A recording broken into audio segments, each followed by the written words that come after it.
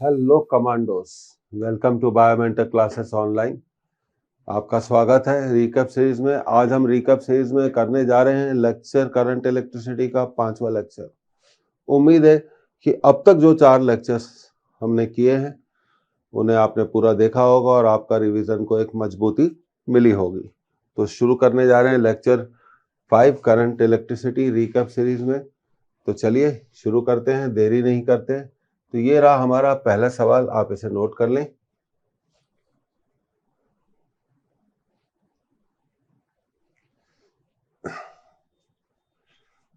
पूछा गया है the potential difference between A and be in the given branch of circuit is. ये circuit दिया हुआ है, इसमें आपको ए और बी के बीच में पोटेंशियल डिफरेंस पूछा गया है। पहला आंसर है 6 वोल्ट, दूसरा आंसर है 12 वोल्ट, तीसरा आंसर है 9 वोल्ट और चौथा आंसर है 0 वोल्ट। तो करते हैं, किरचॉफ का वोल्टेज लॉ लगाएंगे। अब देखिए यहाँ पे करंट कितनी फ्लो हो रही है, 2 एम्पियर की करंट फ्लो हो रही है, 2 एम्पियर। यहाँ पे भी 2 एम्पियर है और यहाँ पे भी 2 एम्पियर है और ये सेल का निगेटिव टर्मिनल है और ये कौन सा टर्मिनल है, पॉजिटिव। और इसी तरह ये इसका पॉजिटिव टर्मिनल है और दूसरे सेल का, और ये कौन सा टर्मिनल है, नेगेटिव टर्मिनल है। तो किरचॉफ का वोल्टेज लॉ लगाते हैं तो बहुत आसानी से सॉल्व हो जाएगा। वी ए इक्वल टू हम लिख सकते हैं, अब देखिए 1 ओम में कितनी करंट है, 2 ओम, 2 एम्पियर, तो 2 इंटू 1। अब यहाँ पे इस सेल में आप देखेंगे कि पहले जो टर्मिनल आता है सेल का, वो कौन सा आता है टर्मिनल, नेगेटिव टर्मिनल आता है। तो हम यहाँ पे इसका ईएमएफ लिखेंगे -9। अब 2 इंटू 2, करंट के डायरेक्शन में जा रहे हैं इसलिए प्लस होगा। फिर अब इस सेल पर पहुंचे तो यहाँ कौन सा टर्मिनल आ रहा है, पहले प्लस, तो इसको लिखेंगे +3 वोल्ट। और फिर यहाँ आएंगे, करंट के डायरेक्शन में जा रहे हैं, 2 एम्पियर की करंट 3 ओम से फ्लो हो रही है, तो इसे लिखेंगे 2 इंटू 3 प्लस वीबी। अब इसको सॉल्व किया जाएगा तो V A equal to 2 into 1 2 -9 +4 +3 +6 plus V B. तो V A minus V B को लिखा जाएगा 2 - 9 -7, 4 + 3 7 +6, 7 से -7 कट गया, तो V A minus V B 6 volt. तो देखिए why we have taken 9 volt as negative, क्योंकि हम जा रहे हैं लो पोटेंशियल से। नेगेटिव का पोटेंशियल क्या होता है, देखिए नेगेटिव का पोटेंशियल क्या होता है, लो होता है। हम लो पोटेंशियल से जा रहे हैं हाई पोटेंशियल, और करंट हमेशा फ्लो होती है high potential to low potential, इसलिए इसको नेगेटिव लिखा गया है। और यहाँ पे इस सेल में हम पहले प्लस टर्मिनल पड़ता है, तो हम हाई पोटेंशियल से, प्लस का टर्मिनल पोटेंशियल हाई होता है, हाई पोटेंशियल से नेगेटिव की तरफ जा रहे हैं, लो पोटेंशियल की तरफ। तो बिल्कुल हम करंट की फ्लो में ही ये 3 वोल्ट जुड़ा हुआ है, तो इसलिए इसको लिखा गया +3 और इसको लिखा गया -9। तो इसका आंसर है 6 वोल्ट।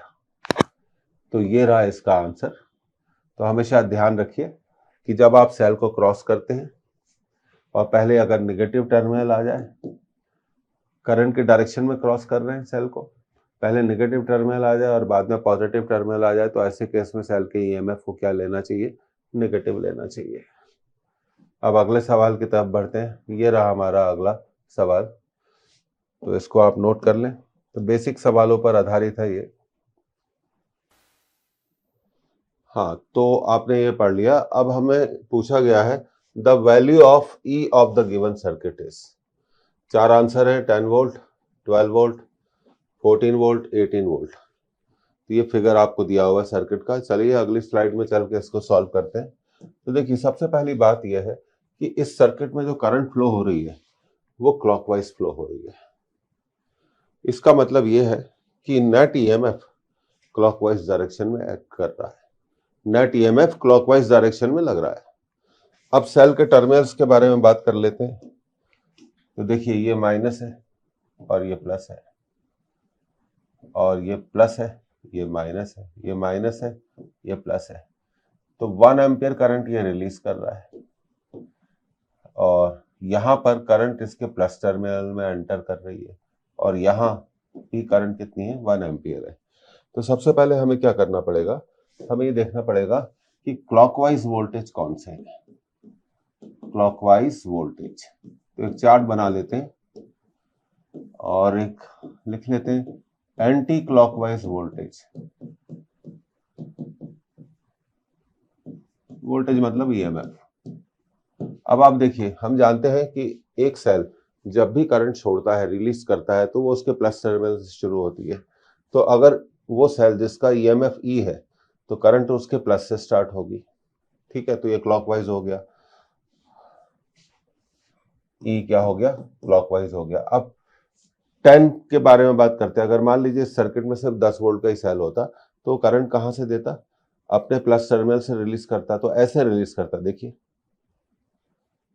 तो ये एंटी क्लॉकवाइज लग रहा है। अब 5 वोल्ट पर आते हैं। तो 5 वोल्ट के बारे में देखिए, 5 वोल्ट भी अगर सर्किट में होगा तो करंट कहां से छोड़ेगा, अपने प्लस टर्मिनल से छोड़ेगा, तो करंट ऐसे जाएगी। तो ये जो 5 वोल्ट का सेल है ये भी क्लॉकवाइज लग रहा है। अब इनको जोड़ लेते हैं, तो टोटल आया E+5 और यहां आया 10। तो अब नेट ईएमएफ कैसे निकालेंगे, क्योंकि करंट सर्किट में क्या है, क्लॉकवाइज है। तो इसका मतलब क्लॉकवाइज वोल्टेज बड़ा है और एंटी क्लॉकवाइज वोल्टेज क्या है, छोटा है। तो नेट ईएमएफ निकालने के लिए हमें करना पड़ेगा E+5 - 10। तो क्योंकि ये एंटी क्लॉकवाइज है तो E-5, ये हमारा नेट ईएमएफ आ गया। अब अगली कॉन्सेप्ट है नेट रेजिस्टेंस। नेट रेजिस्टेंस की, तो नेट रेजिस्टेंस, सभी रेजिस्टेंस सीरीज में है। क्यों है, क्योंकि 4 ओम से 1 एम्पियर करंट फ्लो हो रही है, 5 ओम से 1 एम्पियर करंट फ्लो हो रही है और इस 4 ओम से भी 1 एम्पियर करंट फ्लो हो रही है। तो ये सब सीरीज में माने जाएंगे। तो 4 और 5, ये 4 हो गया, ये 5 हो गया, 4 5 और ये फिर अगला 4 हो गया। तो नेट ईएमएफ आएगा आपका 13, नेट रेजिस्टेंस आएगा 13 ओम। तो अब देखिए ओम्स लॉ लगाना क्या है, बहुत आसान है। ओम्स लॉ लगाकर हम इस सवाल को बहुत जल्दी सॉल्व कर सकते हैं। ओम्स लॉ कहता है net EMF E-5 equal to current 1 ampere है into net resistance. Net resistance कितना है आपका, नेट रेजिस्टेंस आपका कितना है, 13 है। Net resistance is 13। तो E इक्वल टू 5 + 13, तो E इक्वल टू कितना आएगा, 18 वोल्ट आएगा। बिल्कुल बेसिक क्वेश्चन था। इसका जो करेक्ट आंसर है वो क्या होना चाहिए, चौथा आंसर 18 वोल्ट। उम्मीद है समझ में आ गया होगा। किसी भी तरह के किरचॉफ रूल को लगाने की जरूरत ही नहीं है। सिंपल ओम्स लॉ से हम इस सवाल को सॉल्व कर सकते हैं। तो वही हमने किया, क्योंकि करंट क्लॉकवाइज फ्लो हो रही है, सर्किट में करंट क्लॉकवाइज फ्लो हो रही है, इसलिए क्लॉकवाइज वोल्टेज बड़ा होगा एंटी क्लॉकवाइज वोल्टेज से। इसलिए नेट ईएमएफ निकालने के लिए हमने क्लॉकवाइज वोल्टेज से एंटी क्लॉकवाइज वोल्टेज को माइनस कर दिया। नंबर 1। नंबर 2, सारे रेजिस्टेंस सीरीज में माने जाएंगे क्योंकि उन सभी में सेम करंट फ्लो हो रही है, इसलिए नेट रेजिस्टेंस निकालना भी आसान था। उसके बाद ओम्स लॉ लगा दिया। तो ये आपका आंसर आ गया। अब अगले सवाल की तरफ जाते हैं। ये रहा हमारा अगला सवाल। व्हीटस्टोन ब्रिज पर बैलेंस व्हीटस्टोन ब्रिज पर आधारित सवाल है। इसको आप नोट करिए।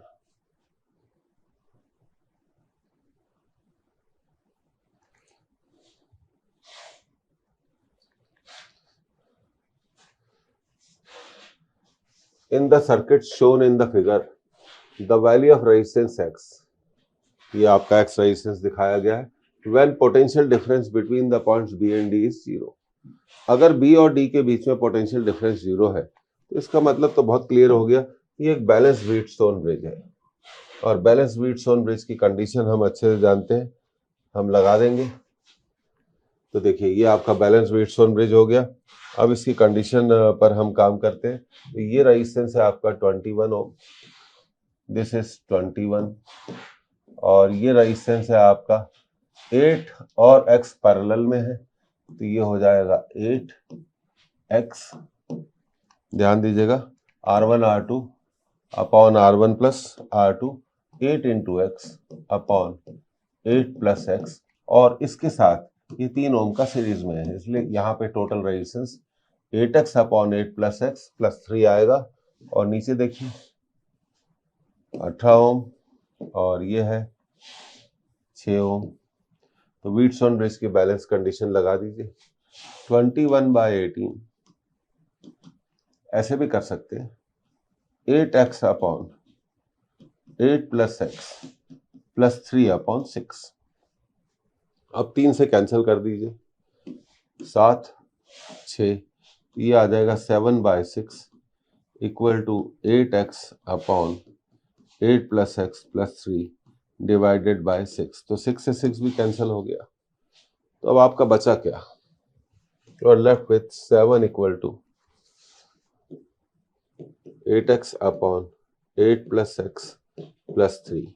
तो चलिए अगली स्लाइड में इस क्वेश्चन को हम सॉल्व कर लेते हैं। 7 equal to 8x upon 8 plus x plus 3, 3 को इधर ले जाओ, ये हो जाएगा 7 minus 3। 8x equal to 8 plus x, तो ये हो गया 4 equal to 8x upon 8 plus x. 4 ने 8 को काट दिया 2 बार। तो अब हमें जो मिला वो मिला 1 equal to 2x upon 8 plus x. Cross multiply करिए तो 2x equal to 8 plus x, x को इधर ले जाइए, 2x minus x equal to 8, तो x इक्वल टू 8 ओम। तो जो करेक्ट आंसर है इसका 8 ओम है। The correct answer is 8 ohm. Second option is correct. जब पॉइंट बी और डी के बीच में पोटेंशियल डिफरेंस 0 होता है तो हम कहते हैं कि व्हीटस्टोन ब्रिज क्या है, बैलेंस होता है। कई लोग P by Q equal to R by S, और ऐसे भी कर सकते हैं P by Q equal to R by S, उससे कोई फर्क नहीं पड़ता है, इसलिए किसी भी तरह के कंफ्यूजन की कोई भी जरूरत नहीं है। तो इसका आंसर आ गया 8 ओम। आगे बढ़ते हैं अगले सवाल की तरफ। ये रहा अगला सवाल, मीटर ब्रिज पर बेस्ड क्वेश्चन है, पर यह अच्छा सवाल है, इसे आप नोट करें।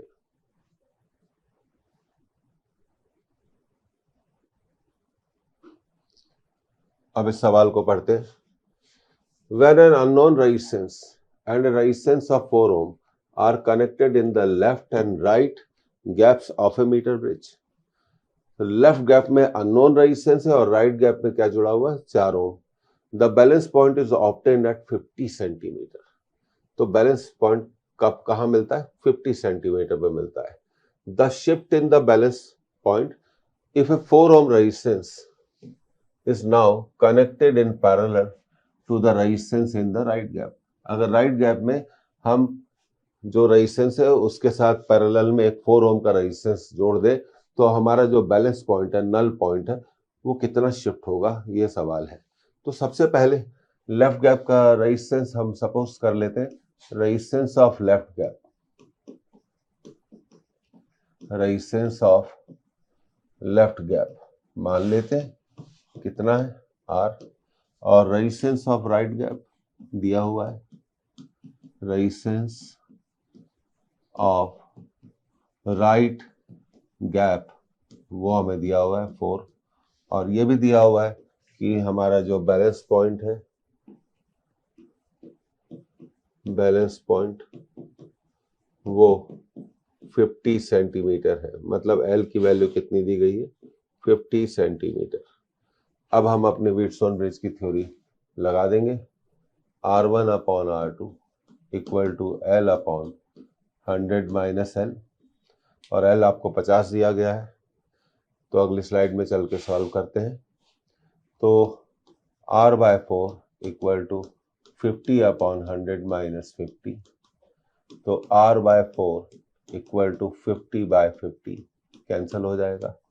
R/4 इक्वल टू 1, तो अननोन रेजिस्टेंस तो आ गया। अब सेकंड सिचुएशन के बारे में बात करते हैं। सेकंड सिचुएशन में अब देखिए, लेफ्ट गैप में आपका कितना रेजिस्टेंस जुड़ा हुआ है, R इक्वल टू 4 ओम, ये हमें पता चल गया। और राइट गैप में अब 4 ओम था, उसके साथ आपने एक और 4 ओम को पैरेलल में कनेक्ट कर दिया। तो रेजिस्टेंस ऑफ लेफ्ट गैप कितना हुआ, वो अब हमें मालूम है रेजिस्टेंस ऑफ लेफ्ट गैप कितना हुआ, 4 ओम हो गया, और रेजिस्टेंस ऑफ राइट गैप, अब हमें रेजिस्टेंस ऑफ राइट गैप, क्योंकि ये दोनों बराबर हैं और पैरेलल में जुड़े हुए हैं, तो रेजिस्टेंस ऑफ राइट गैप 4/2 कितना होगा, 2 ओम। अब हमने सपोज कर लिया let the new balance point, अब मान लेते हैं कि नया बैलेंस पॉइंट है L। अब थ्योरी अप्लाई कर देते हैं, R1/R2 equal to L/100 - L। ये तो 4 था और ये कितना था, R1 लेफ्ट गैप का रेजिस्टेंस है 4 है, और R2 राइट गैप का टोटल रेजिस्टेंस है जो कि 2 है, और ये L/100 - L, ये कट गया तो 2 इक्वल टू L/100 - L।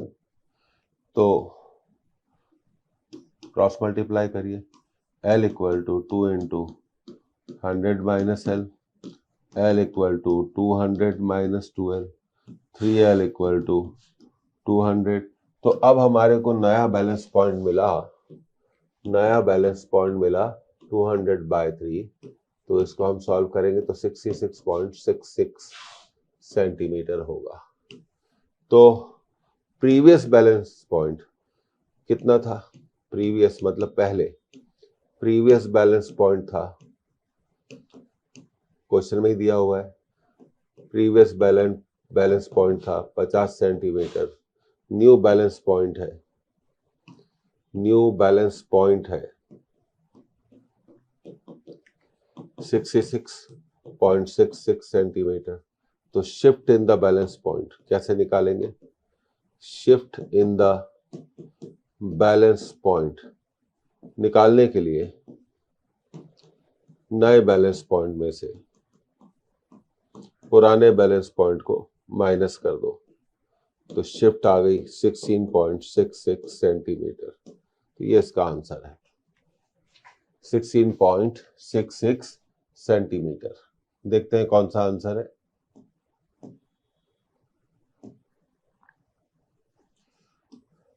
अब देखिए 16.66 को सिग्निफिकेंट फिगर से हम अप्रोक्सीमेशन से 16.7 लिख सकते हैं। यह अच्छा क्वेश्चन था और 1 मिनट में हम ऐसे क्वेश्चन को जवाब दे सकते हैं। आगे बढ़ते हैं। ये रहा हमारा अगला सवाल जो कि ड्रिफ्ट वेलोसिटी पर बेस्ड है और बिल्कुल बेसिक क्वेश्चन है।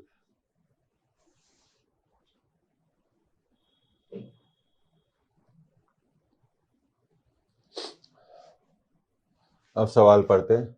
अ current flows in a wire of circular cross section with the free electrons travelling with drift velocity v। तो ड्रिफ्ट वेलोसिटी v दी गई है। If an equal current flows in a wire of twice the radius, अगर double radius वाले water में उतने ही double radius वाले वायर में उतनी ही करंट फ्लो हो, तो नया ड्रिफ्ट वेलोसिटी कितना होगा।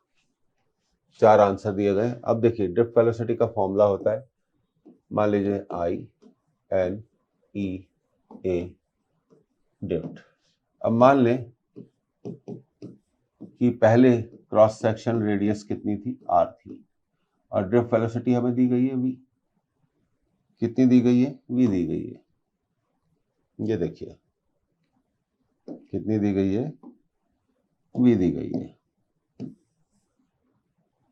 इसी को हम यहाँ पे यूज कर रहे हैं। तो ड्रिफ्ट वेलोसिटी हमने लिख ली v। तो ये हमारा पहला इक्वेशन हो गया। अब दूसरे वायर में भी उतनी करंट फ्लो होती है, पर उसका जो रेडियस है डबल है, उसका रेडियस डबल है। मान लीजिए इस केस में ड्रिफ्ट वेलोसिटी कितनी है, vd। तो I इक्वल टू NE पाई और 2 का स्क्वायर 4 r स्क्वायर vd। तो ये आपके कितने इक्वेशन बन गए, 2 इक्वेशन बन गए। अब हम पहले इक्वेशन से और दूसरे इक्वेशन से I की वैल्यू को इक्वेट कर देंगे। तो दूसरे इक्वेशन में I की वैल्यू है 4NE pi R square velocity drift, और पहले इक्वेशन में आई की वैल्यू है N E pi square we.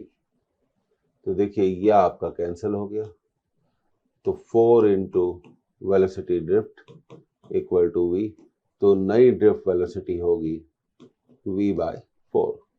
कितनी होगी? v by 4। तो इस क्वेश्चन का जो करेक्ट आंसर है वो कितना होना चाहिए? v बाय 4 होना चाहिए।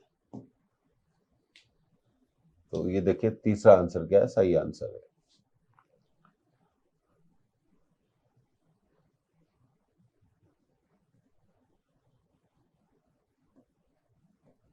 अब ये रहा हमारा अगला रेजिस्टेंस, ग्रुपिंग ऑफ रेजिस्टेंस पर बेस क्वेश्चन है। अब बिल्कुल बेसिक कंसेप्ट है।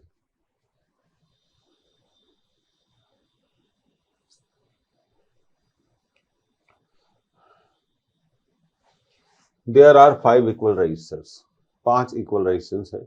The minimum resistance possible by their combination is 2 ohm। तो उनके कॉम्बिनेशन से मिनिमम रेजिस्टेंस कितना मिलता है? 2 ओम। अब पूछा गया the maximum possible resistance we can make with them. तो सबसे पहले हम मान लेते हैं let the resistance of each wire, let the resistance of each wire. ये सबसे पहले हमने मान लिया कि हर वायर का रेजिस्टेंस कितना है? आर है। और मिनिमम रेजिस्टेंस तभी मिलता है, minimum resistance is obtained, minimum resistance is obtained when resistors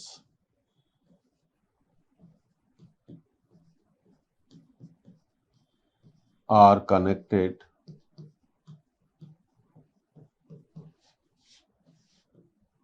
in parallel.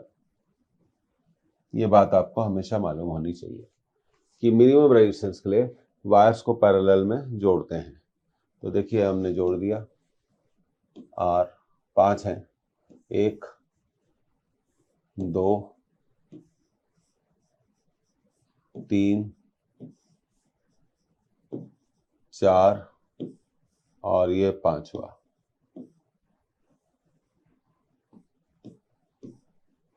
और हम जानते हैं कि इक्विवेलेंट रेजिस्टेंस इस केस में कितना होता है? R by 5। पर ये हमें गिवन है 2, तो इससे हम R की वैल्यू निकाल लेंगे 10 ओम। तो एक रेजिस्टेंस की वैल्यू कितनी होगी? 10 ओम। अब हमें उन्हें ऐसे ग्रुप करना है, अब हमें इन्हें ऐसे ग्रुप करना है कि जिससे हमें मैक्सिमम पॉसिबल रेजिस्टेंस मिले। तो हम जानते हैं for maximum resistance, for maximum total resistance, for maximum total resistance wires should be connected in parallel, in series, not in parallel, very sorry, in series। Parallel में तो मिनिमम मिलता है। तो 5 रेजिस्टेंस हैं 10-10 ओम के, 1 2 3 4 5। इनको हमने सीरीज में जोड़ा तो R इक्विवेलेंट होगा 10 प्लस 10 प्लस 10 प्लस 10 प्लस 10 50 ओम। तो मैक्सिमम रेजिस्टेंस कितना होगा? इस ग्रुपिंग का मैक्सिमम रेजिस्टेंस होगा 50 ओम। तो ये इसका आंसर है 50 ओम।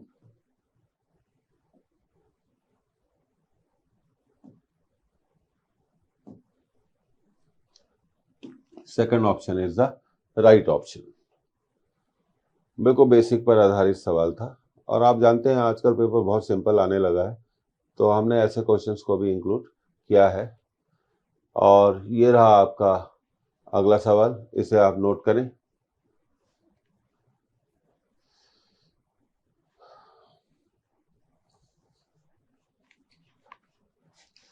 An electric current is passed through a circuit containing two wires of the same material connected in parallel.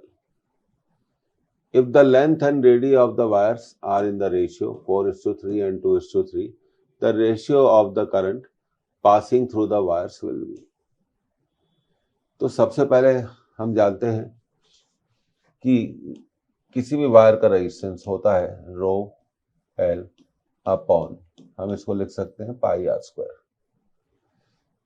क्योंकि मटेरियल सेम है दिया हुआ है, because it is given that material is same, तो हम कह सकते हैं R is proportional to L by R square. अब आगे R is proportional to L by R square, R1 upon R2 equal to L1 upon L2,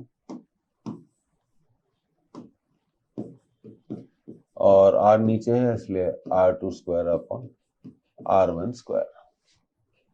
पहले हम resistance का रेशियो निकालेंगे, उसके बाद हम करंट निकालेंगे। अब लेंथ का रेशियो है 4:3 और रेडी का रेशियो है 2:3,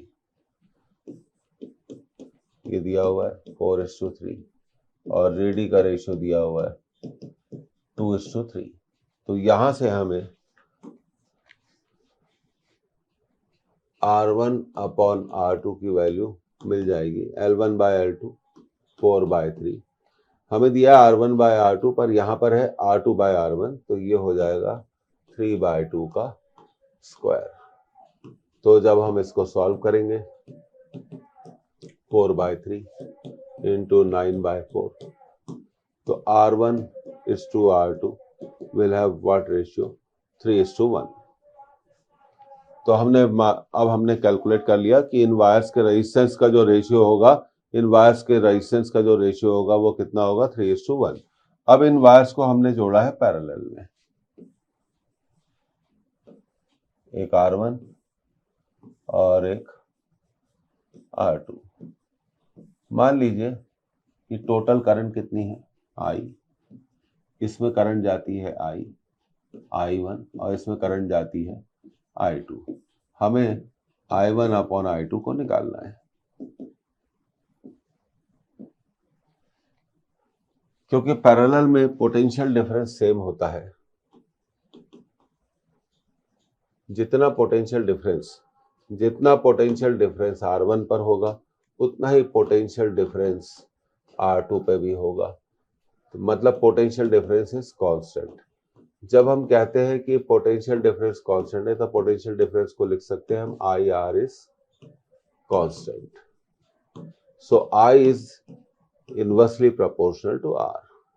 तो I1 upon I2 will be R2 bye R1। अब R1 बाय R2 था 3, तो R2 बाय R1 कितना होगा? 1:3। तो उनमें करंट का जो रेशियो होगा वो कितना होगा? 1:3 होगा। तो ये इस क्वेश्चन का आंसर आ गया 1:3। Second option is the right option. Second option बिल्कुल सही ऑप्शन है। अब ये रहा हमारा अगला सवाल, इसे आप नोट करें।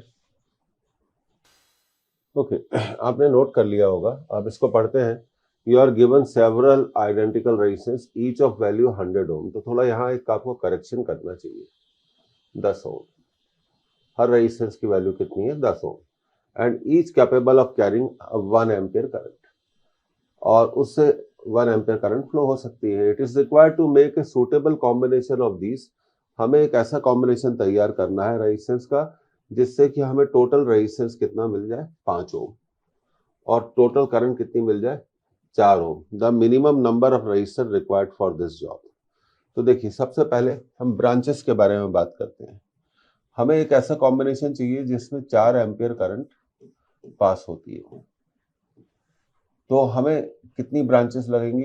1, 2, 3, 4 ब्रांचेस लगेंगे। ब्रांचेस का मतलब होता है पैरेलल। इसमें करंट फ्लो होगी 1 एम्पियर पहली ब्रांच में, दूसरी ब्रांच में 1 एम्पियर, तो तीसरी ब्रांच में 1 एम्पियर और चौथी ब्रांच में 1 एम्पियर। और एक ब्रांच में हम जोड़ेंगे 2 रेजिस्टेंस को, 10 ओम एंड 10 ओम। दूसरी ब्रांच में भी हम 2 रेजिस्टेंस को जोड़ेंगे, 10 ओम एंड 10 ओम। तीसरी ब्रांच में भी हम 2 रेजिस्टेंस को जोड़ेंगे, 10 ओम और 10 ओम। और चौथी में भी 2 को जोड़ेंगे, 10 ओम और 10 ओम।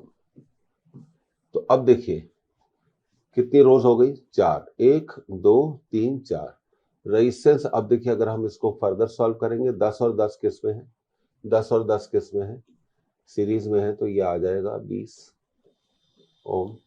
इसी तरह ये दूसरी ब्रांच का रेजिस्टेंस भी कितना आ जाएगा, 20 ओम। और तीसरी ब्रांच का रेजिस्टेंस भी आ जाएगा 20 ओम। और चौथी ब्रांच का रेजिस्टेंस भी कितना आ जाएगा, 20 ओम। तो आर नेट रेजिस्टेंस कितना होगा, 20, 20 के 4 जुड़े हुए हैं, तो 20 डिवाइडेड बाय 4, 5 ओम। तो हमारी दोनों शर्तें पूरी होती है कि नेट रेजिस्टेंस कितना हो, 5 ओम हो, और टोटल करंट कितनी हो, 4 एम्पियर हो। तो एक रो में कितने रेजिस्टेंस है, 1 और 1 2, दूसरी रो में 2, तो टोटल नंबर ऑफ रेजिस्टेंस हमें लगेंगे, total number of resistance required, वो लगेंगे हमें 2 इंटू 4, 8। तो इसका करेक्ट आंसर क्या है, 8 है। तो इसको आप टिक कर सकते हैं। और यहाँ एक करेक्शन था, ये 100 ओम नहीं पढ़ा जाए, 10 ओम पढ़ा जाए। तो पहली कंसेप्ट तो क्लियर होगी, एक ब्रांच में 1 एम्पियर जाएगी क्योंकि टोटल करंट चाहिए 4 ओम। अब आप सोच रहे होंगे हमें टोटल रेजिस्टेंस कितना चाहिए, 5 ओम चाहिए। तो एक ब्रांच का रेजिस्टेंस कितना होना चाहिए, 20। एक ब्रांच का रेजिस्टेंस कितना होना चाहिए, 20। 20 डिवाइडेड बाय 4 कितना हो गया, 5। तो एक ब्रांच का रेजिस्टेंस 20 तब हो सकता है जब 10 ओम के 2 उसमें सीरीज में जोड़े जाएं। बिल्कुल बेसिक पर आधारित सवाल था। आगे बढ़ते हैं। ये रहा हमारा अगला सवाल, बड़ा अच्छा सवाल है। हमें करंट निकालना है, इसको आप नोट कर लें।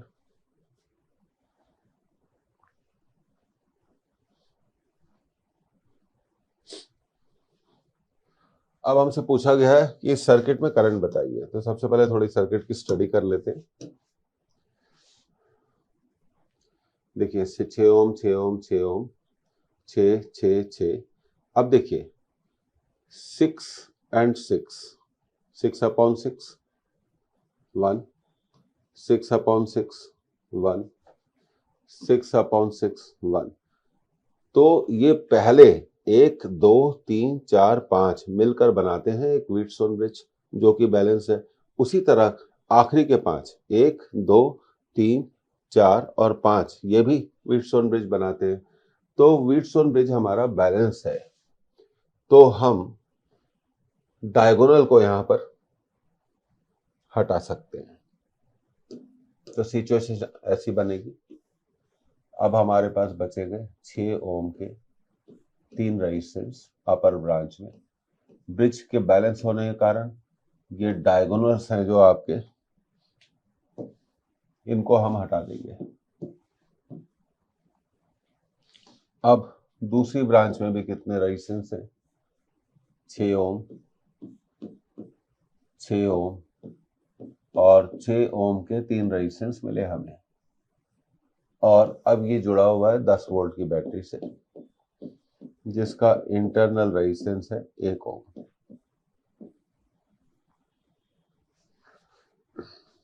ये तो पहला कंसेप्ट हो गया।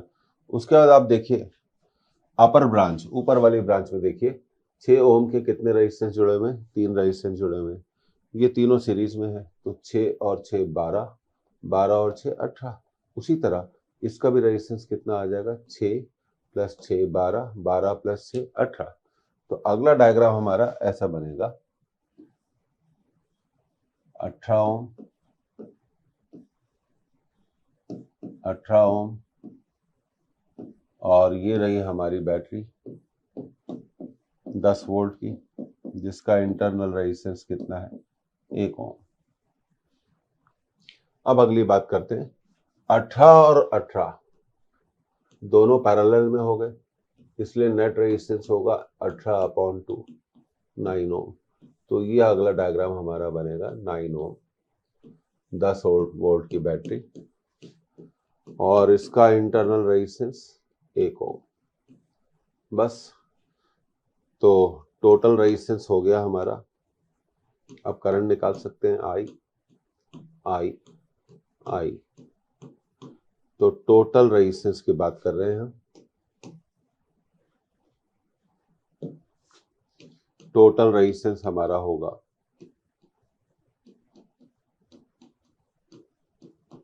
9 + 1, 10 ओम। तो करंट हो जाएगी वोल्टेज अपॉन रेजिस्टेंस। तो इस सर्किट में कितनी करंट फ्लो होगी, 1 एम्पेयर की करंट फ्लो होगी। तो ये इसका आंसर आ गया, 1 एम्पेयर की करंट इसमें फ्लो होगी। तो चॉइस दी गई है कि नहीं दी गई है, चॉइसेस दी गई हैं, तो ये रहा इसका आंसर। सिंपल क्वेश्चन था, बैलेंस व्हीटस्टोन ब्रिज, इसका ध्यान रखें। तो आंसर आ गया 1 एम्पियर। आगे बढ़ते हैं, ये रहा हमारा अगला सवाल, इसको आप नोट करें। ओके, आपने अब तक क्वेश्चन पढ़ लिया होगा। A conductor has a non uniform section. तो ये देखिए कंडक्टर पी क्यू दिखाया गया है, इसका नॉन यूनिफॉर्म क्रॉस सेक्शन है। A steady current is flowing through it. तो देखिए मीनिंग है, स्टेडी करंट का मतलब है कि कांस्टेंट करंट उससे फ्लो हो रही है। कैसी करंट फ्लो हो रही है, constant. Then the drift speed of the electron, पहला answer is constant throughout the wire. दूसरा आंसर वेरीज अनप्रिडिक्टेबली। तीसरा answer decreasing from P to Q. चौथा answer increases from P to Q. तो चलिए situation को समझते हैं। अब देखिए ड्रिफ्ट वेलोसिटी का जो फॉर्मूला है, करंट और ड्रिफ्ट वेलोसिटी का रिलेशन, NEAVD। तो कहा है स्टेडी करंट, तो करंट क्या हो गई, कांस्टेंट। और हम जानते हैं एन भी कांस्टेंट है, एन भी number of free electrons per unit volume,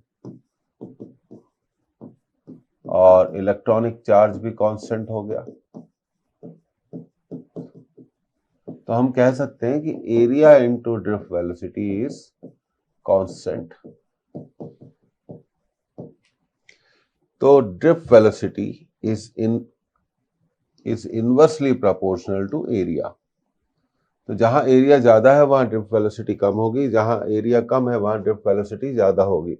अब आप थोड़ा विचार करें, P से लेकर Q तक, जब हम P से Q पर जाते हैं तो एरिया क्या होता है, बढ़ता जाता है। तो एरिया के बढ़ने से हम कह सकते हैं कि ड्रिफ्ट स्पीड क्या होती है, ड्रिफ्ट स्पीड क्या होती जाएगी, from P to Q, from P to Q A increases, so drift velocity will decrease। तो ड्रिफ्ट वेलोसिटी क्या होगी, कम होगी जब हम P से Q पर जाएंगे। तो इसका आंसर होना चाहिए decreases from P to Q। तो ये इसका करेक्ट आंसर आ गया। अच्छा सवाल है, बिल्कुल पूछे जाने लायक सवाल है, इंपॉर्टेंट, आप इसको मार्क कर सकते हैं। अब आगे बढ़ते हैं अगले सवाल की तरफ। अब ये भी बहुत अच्छा सवाल है, इसे आप नोट कर सकते हैं। ओके, पढ़ लिया आपने। In the circuit shown below, a cell has EMF of 10 volt, 10 volt का सेल है, internal resistance of 1 ohm, 1 ohm है। The other resistance are shown in the figure. The potential difference VA minus VB। तो हमें A और B के बीच में potential difference निकालना है।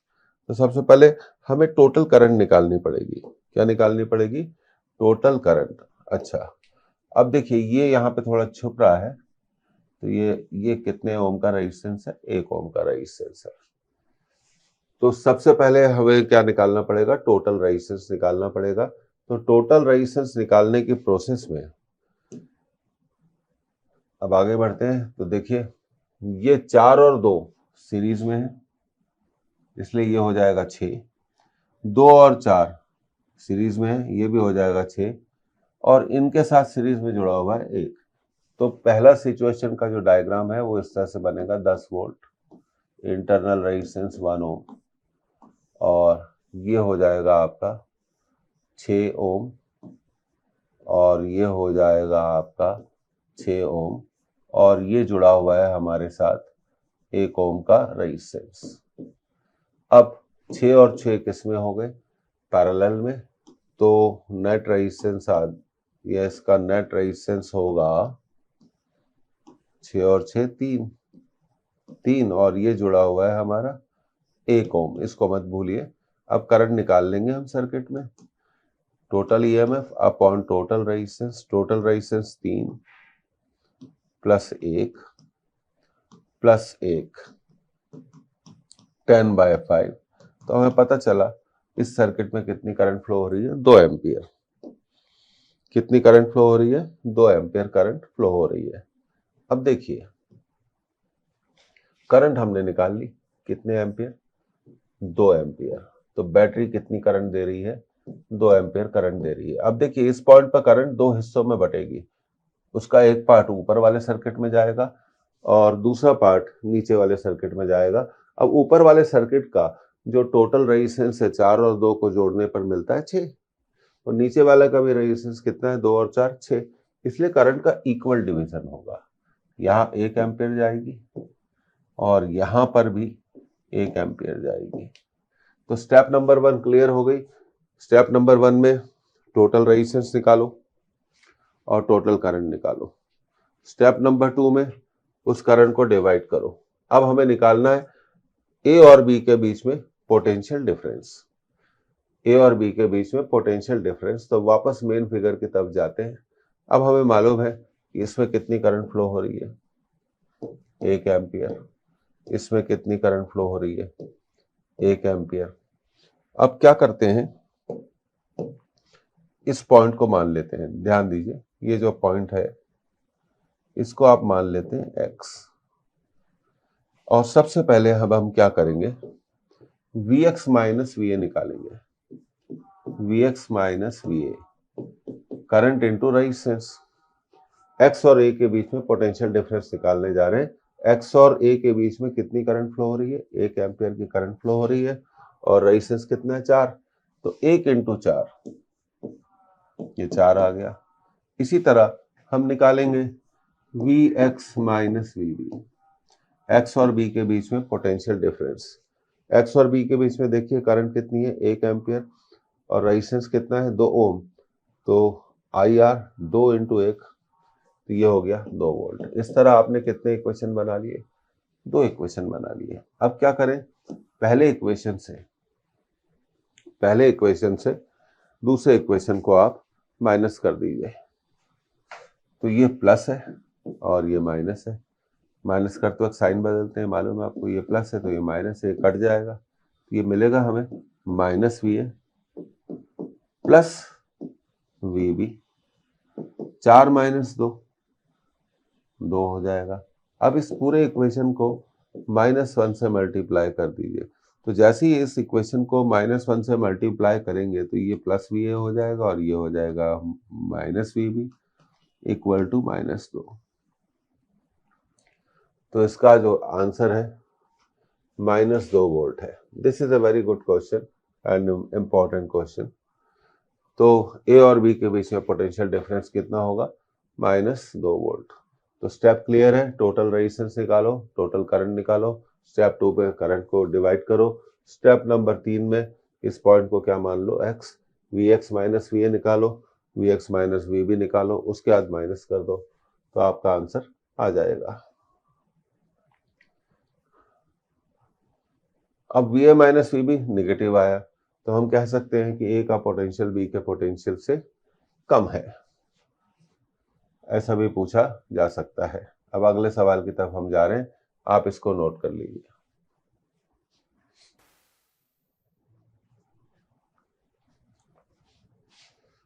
If the galvanometer reading is 0 in the given circuit, अगर इस सर्किट में गैल्वेनोमीटर की रीडिंग 0 है, the current passing through resistance 250 ohm is, पहला आंसर 0.016 एम्पियर, दूसरा आंसर 0.16 एम्पियर, तीसरा आंसर 0.032 एम्पियर, चौथा आंसर 0.042 एम्पियर।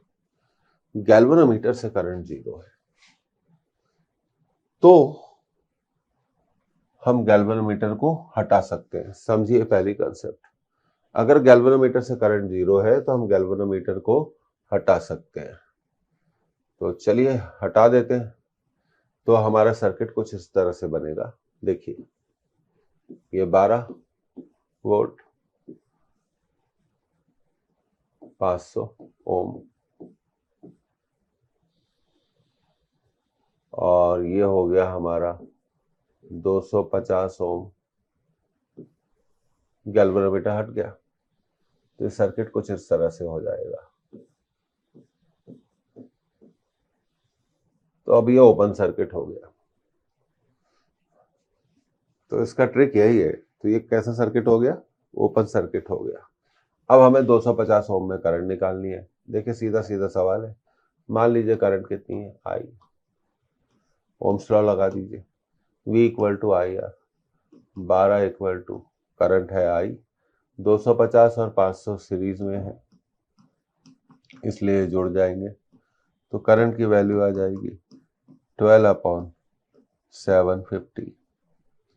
12/750। तो करंट की वैल्यू आ गई 12/750। 2 से काट दीजिए 375। 3 से काट दीजिए 3 1 जा 3, 3 इंटू 2 6 1 5। तो 2/125। 2/125। अब इसको कैसे सॉल्व करना है, इसकी एक टेक्निक है। तो देखिए क्या करिए, आप ऊपर 8 से मल्टीप्लाई कर दीजिए, नीचे 8 से मल्टीप्लाई कर दे। तो आप जानते हो जब 125 को 8 से मल्टीप्लाई करेंगे तो क्या मिलेगा? 1000। 2 इंटू 8 कितना मिलेगा? 16। तो ये आ गया 16/1000। तो यह हो जाएगा 0.016 ampere.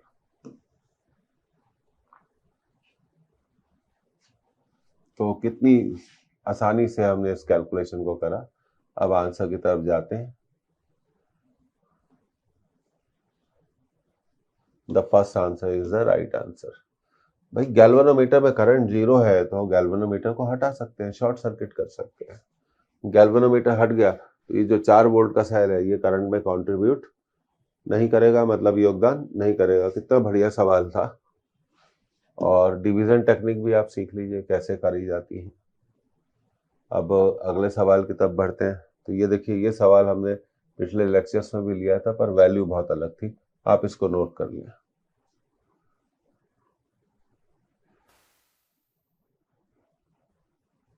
Okay, equivalent resistance across A and B in the given circuit is 2R/3, 8R/7, 7R/3, 6R। तो इसकी टेक्निक मैंने पिछले लेक्चर्स में भी बताई है। तो यहां आपको क्या करना है,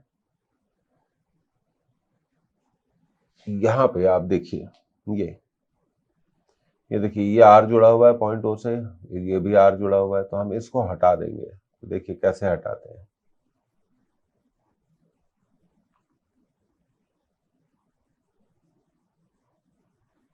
ओके, ये हट गया। और अब कैसे कनेक्ट करेंगे, ये देखिए ये।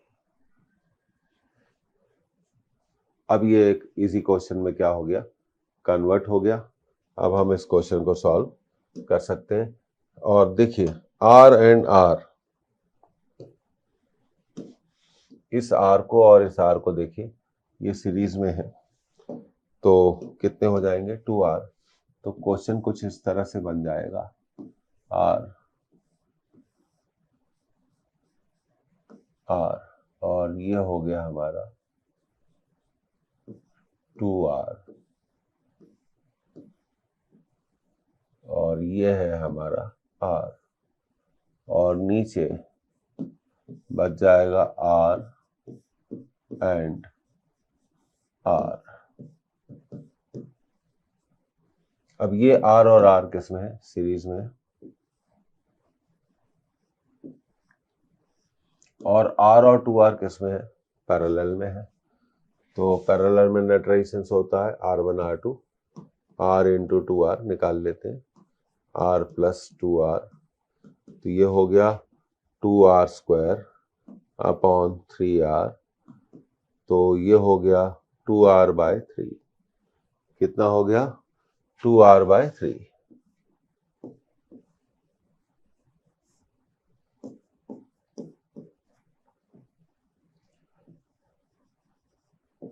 और ये R और R सीरीज में जुड़े हुए हैं, इसलिए ये हो गया 2R।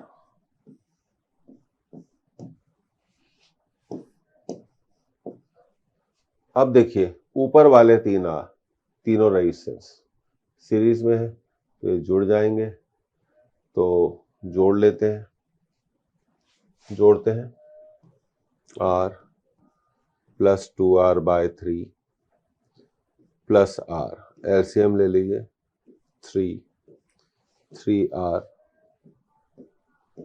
Plus 2R plus 3R, तो ये हो गया 3 और 2 5 और 3 8R बाय 3। इनका टोटल हो गया 8R बाय 3। तो अब सिचुएशन कुछ इस तरह से बनी,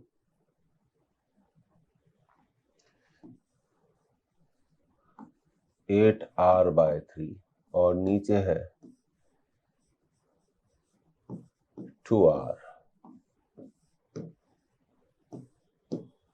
अब ये दोनों किस में है? पैरेलल में, तो हम मान लेते हैं 1 upon R dash equal to 1 upon R1 plus 1 upon R2।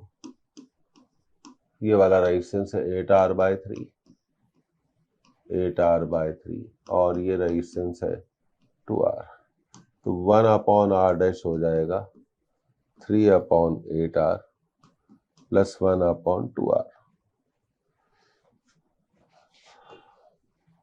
तो 1 अपॉन R डैश हो जाएगा, अब एलसीएम ले लेते हैं, 8R, तो ये हो जाएगा 3 प्लस 4, कितना हो जाएगा? 7 अपॉन 8R, तो 1 upon R dash 7 upon 8R, पलट लीजिए तो R dash will be 8R by 7।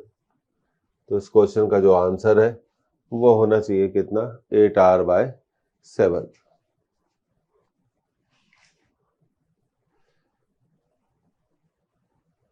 R bye 7। आप इसको याद भी रख सकते हैं। तो स्टेप तो आप समझ गए। यहाँ पे देखिए ये जुड़ा हुआ था, हमने इसे यहाँ से हटाना है, तो ये अगली स्टेप में हमने इसे हटा दिया, तो फिर वो एक सिंपल क्वेश्चन में क्या हो गया? कन्वर्ट हो गया। ये इसकी शॉर्ट ट्रिक है, उम्मीद है पसंद आई होगी। तो इस तरह के क्वेश्चंस जो है बहुत इंपॉर्टेंट होते हैं एग्जामिनेशन में। अब यहाँ पर जैसे एक और क्वेश्चन पे हम बात कर सकते हैं, R R R और R, क्योंकि रिवीजन कर रहे हैं तो सभी चीज़ें पढ़नी चाहिए। और ये हमारा R हो गया और ये हो गया हमारा R। अब इसके नीचे भी हम ऐसे जोड़ सकते हैं, तो खैर वो उसकी बात नहीं करेंगे। तो मैं ये कहना चाहता हूँ कि आप इसका आंसर क्या रखें, याद रखें, R इक्विवेलेंट 8R बाय 7। अब एग्जाम क्वेश्चन में आया, मान लीजिए R1 है, तो R इक्विवेलेंट क्या हो गया? 8 बाय 7। अगर R2 है तो R इक्विवेलेंट क्या हो गया? 16 बाय 7। और अगर R7 है तो R इक्विवेलेंट हो गया 8 इंटू 7 अपॉन 7। तो R इक्विवेलेंट की वैल्यू कितनी आ जाएगी? 8 आ जाएगी। तो ये तो अब आपको क्लियर हो गया होगा कि इसको कैसे हम करते हैं। ये रहा हमारा अगला सवाल। बहुत बढ़िया सवाल है और बहुत बार पूछा जाने वाला सवाल है, तो आप इसको नोट करें।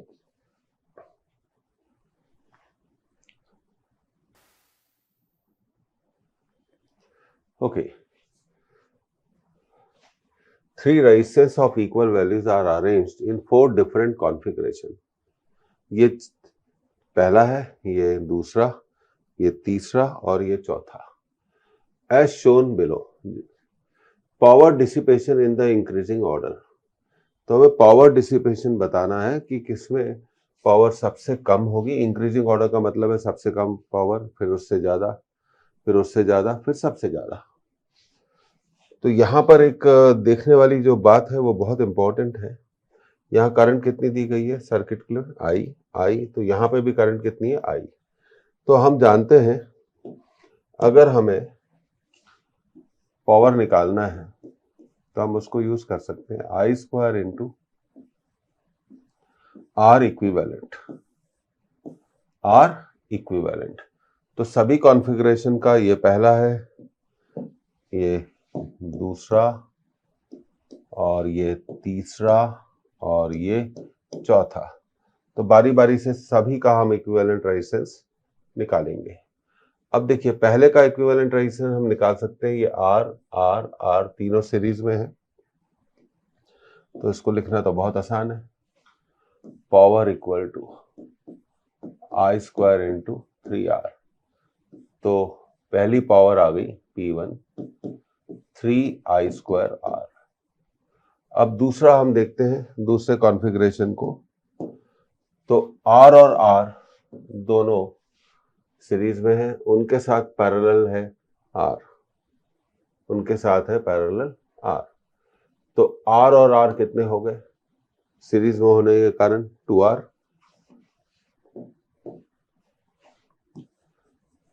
और फिर 2R और R किसमें है, पैरेलल में।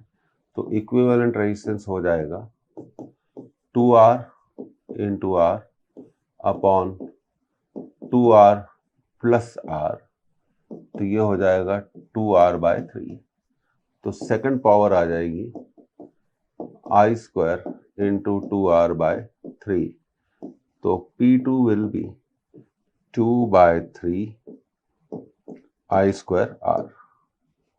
अब तीसरे कॉन्फ़िगरेशन में हम देखते हैं कि तीनों R, यहां पर अगर हम ध्यान दें तो ये R, ये R, ये R, तीनों R पैरेलल में है।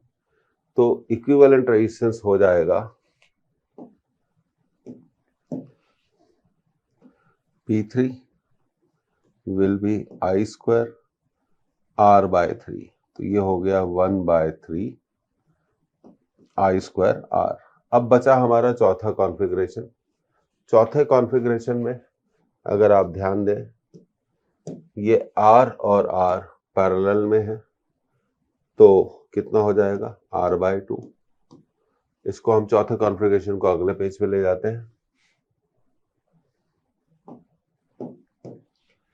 तो R और R पैरेलल में है और उनके साथ सीरीज में जुड़ा हुआ है R। तो R और R पैरेलल में है तो हो गया R/2। अब R/2 और R सीरीज में है तो R इक्विवेलेंट हो जाएगा 3R/2। तो पावर चौथे केस में होगी आई स्क्वायर इंटू 3R/2। तो 3/2 आई स्क्वायर R, 3/2 आई स्क्वायर R। अब हम पहली पावर लिख लेते हैं, जो हमने पहली पावर निकाली थी 3I square R, 3I square R। फिर दूसरी पावर देख लेते हैं जो हमने दूसरी निकाली थी 2/3 I square R, 2/3 I square R, मतलब 0.67 I स्क्वायर R। अब तीसरी पावर देख लेते हैं। तो तीसरी पावर थी 1/3 I square R, 1/3 I square R। तो 1/3 हो गया 0.33 I स्क्वायर R। और चौथी हमने अभी निकाली है 3/2 I square R, 3/2 I square R, मतलब 1.5 I स्क्वायर R। तो अब हमें इंक्रीजिंग ऑर्डर में लिखना है, बढ़ते हुए क्रम में लिखना है। तो सबसे पहले तीसरा सबसे कम, उससे ज्यादा दूसरा, और दूसरे से ज्यादा चौथा, और सबसे ज्यादा तीसरा। पहला तीसरा सबसे कम और सबसे ज्यादा पहला, ये तीसरा नहीं होगा, मैंने गलती से इसको लिख दिया, तो ये होना चाहिए पहला। तो ऑर्डर हो गया 3 2 4 1, बढ़ता हुआ क्रम हो गया 3 2 4 1, 3 2 3 2 4 1, 3 2 4 1। तो देखते हैं किस आंसर में होगा। 3 2 4 1, 3 2 4 1। और इसमें एक गलती स्टूडेंट कर सकते हैं कि पावर का formula v square by R क्यों नहीं यूज करना है यहाँ पर, क्योंकि यहाँ पर करंट दी गई है। क्या दी गई है? करंट दी गई है, टोटल करंट दी गई है, टोटल करंट की वैल्यू दी गई है I, इसलिए हमने पावर का फॉर्मूला यूज किया P equal to I square R equivalent. तो उम्मीद है आपको ये समझ में आ गया होगा। तो इस लेक्चर को हम यहीं पर एंड करते हैं। Thank you for joining this recap series के करंट इलेक्ट्रिसिटी के अब तक हम कितने लेक्चर्स पूरे कर चुके हैं? 5। अब हम रिकैप सीरीज में करंट इलेक्ट्रिसिटी का आखिरी लेक्चर लेके आ रहे हैं आपके लिए। वो थोड़ा सरप्राइज होगा उस लेक्चर में, तो जब आप लेक्चर करेंगे तो आपको सरप्राइज पता चल जाएगा। फिर मिलते हैं रिकैप सीरीज में करंट इलेक्ट्रिसिटी लेक्चर 6 के साथ। धन्यवाद।